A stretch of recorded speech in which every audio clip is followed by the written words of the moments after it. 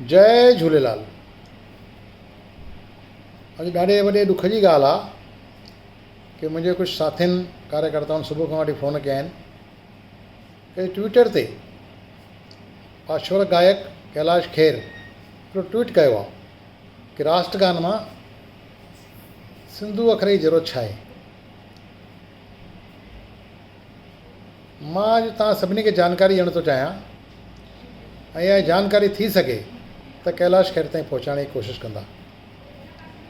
2005 में संजीव भटनागर नाले हिकिड़े सिरफिरे माण्हूअ माननीय सुप्रीम कोर्ट में हिकिड़ी पिटीशन दाख़िल कई इन ई विषय ते, जॾहिं सिंध हाणे भारत में कोन्हे त भारत जे राष्ट्रगान में सिंध जे अखर जी कहिड़ी ज़रूरत आहे। सुप्रीम कोर्ट जे माननीय जजनि, जेके विद्वान जज हुन महिल वेठा हुया, उन पिटीशन खे ॿुधो ऐं फ़ैसिलो ॾिनो। उन फ़ैसिले में पिटीशन खे रिजेक्ट त कयूं ई कयूं, साण हुन संजीव भटनागर जे मथां 10,000 रुपए जी पेनाल्टी हयूं ताकी वरी कोई अहिड़ी वाहियात पिटीशन सुप्रीम कोर्ट में न खणी अचे। उन महिल भारतीय सिंधु सभा जा हुन महिल अध्यक्ष आदरणीय दादा झमटमल जी, हाणे हुनजो स्वर्गवास थी वियो आहे, उन्हनि आदरणीय राम जेठमलानी जे थ्रू बि इहा लड़ाई लड़ी सुप्रीम कोर्ट में। न सिर्फ़ु भारतीय सिंधु सभा पर छो जो ये जेको विषय आहे इहो रुगो सिंधियुनि जो विषय न आहे, ये भारत जो विषय आहे, ये हिंदू राष्ट्र जो विषय आहे। त ॿियनि नान सिंधी भाषियुनि बि रोष प्रकट कयो ऐं सुप्रीम कोर्ट में लड़िया।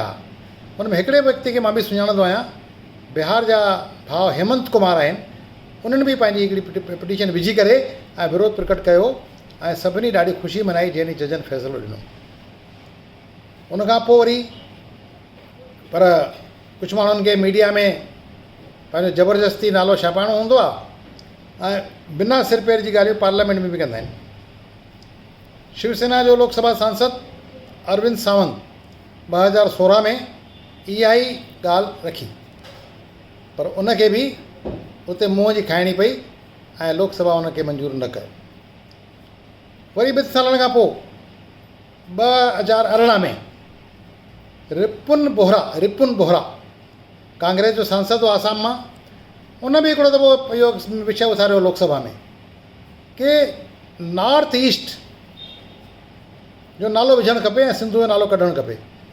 उनखे बि पंहिंजी बेइज़ती कराइणी पई ऐं पार्लियामेंट उनखे मंज़ूरी न ॾिनी। जॾहिं एतिरा वॾा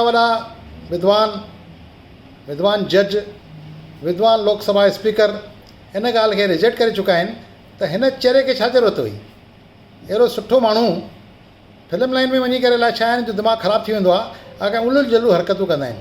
हिनखे छा ज़रूरत हुई, हीउ विषय हुनजो आहे ई कोन ऐं हिनखे ख़बर कान्हे कि हे जेको देश आहे इहो सिंधु देश आहे। सिंधु घाटी जी सभ्यता प्राचीन में प्राचीन सभ्यता मञी वेंदी आहे, जेका 7,000 साल पुराणी आहे। हे त हिंदू अखर हिन करे आयो जो अरब जॾहिं हमिलो करे असांजे भारत जे मथां आया तॾहिं हुननि खे मुंहं मां ह अखर न निकिरंदो हुयो, उहे स चवंदा हुया, हफ़्ता न चवंदा, सप्ताह चवंदा। भारत में बि कुझु प्रांत आहिनि जेके थोरो सो अखर पूरा न ॻाल्हाए सघंदा आहिनि। जीअं मां बिहार जो उदाहरण ॾियां, बिहार में व अखर उहे न ॻाल्हाए सघंदा आहिनि, उहे ॿ ॻाल्हाईंदा आहिनि। अगरि कंहिंजो नालो विजय हूंदो त विजय चवंदा। अहिड़ी तरह सां अरब जे महिल हिन भारत में आया त सप्ताह न चवंदा, हफ़्ता चवंदा, त सिंधु न चई सघिया, हिंदू चयूं। इन करे हिंदू हिंदू हिंदू हिंदू हिंदुस्तान थी वियो। पर भारत देश आहे, हीउ सिंधु घाटी जी सभ्यता वारो देश आहे। इन करे मां तव्हां सभिनी खे क्लियर थो करणु चाहियां कि इन ॻाल्हि जी काई चिंता करण जी ज़रूरत न आहे।